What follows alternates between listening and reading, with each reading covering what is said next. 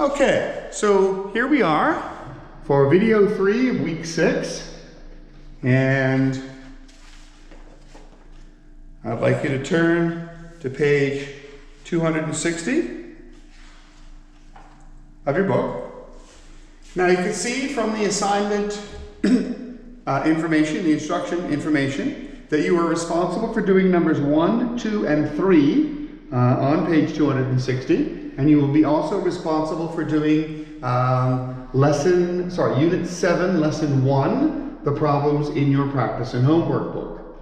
So do those and hand them in by next Tuesday. 4 and 5 are open-ended. They are giving you the opportunity to come up with your own survey on your to ask your classmates. And to ask them a question. So I came up with this question. The question is, what kind of vehicle is the primary method of travel in your family? So this is really limiting everybody to the one car that they use the most, or the one vehicle they use the most. And the categories that I designed for this, was interested in finding out, is Japanese, how many people have Japanese vehicles, how many have European and or British vehicles, and how many had North American vehicles. And then of course, you can see that I've divided them into car and SUV, interested in that as well. If they happen to come by motorcycle or pedal bike or some other method, there's a place for that to go down as well. So you could design a survey to ask your classmates, and then you would put the tallies in as each person told you what it was that their parents have. Fill it in. 1, 2, 3, 4, 5. 1, 2, 3, 4, 5. Another one.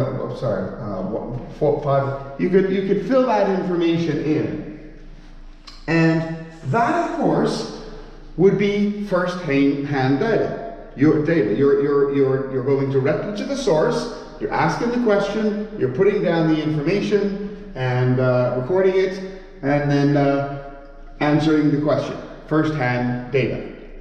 You then might say to yourself, well, I'm interested in comparing my class to similar classes in other schools in Vancouver. So you could design a very similar, if not the same, survey, send it out to other classes. Our class has a pen pal class, for example, in Abbotsford. We could send it to them, and they could ask each other the same questions, come up with, how many Japanese cars, how many European SUVs, and put the totals down.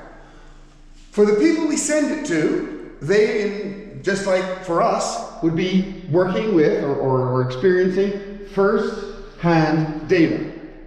When they then sent those surveys back to us, and we gathered that information together and put it together on one big chart, or one big piece of information sheet, that information would become second-hand data, because they gathered it and we are looking at it. We are putting it together from what they send in.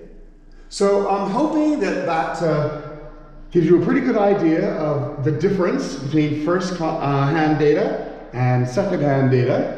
And as I said before, it's neither is better than the other. They are just used for different purposes. And in point of fact, they're often used together. Both sources together can give you a more complete picture of whatever question it is you're trying to answer. Okay, so that's it for this week. Next week, of course, we will get into graphs, and bar graphs specifically, and they are a way of taking this data and representing it visually, which makes it much easier to compare. So that's the point of that. So it's just a further extension of what we've already started in this unit. Okay, so have a good week. As I say, please make sure you get your homework in on time, and I'll see you next week. GoPro, stop recording.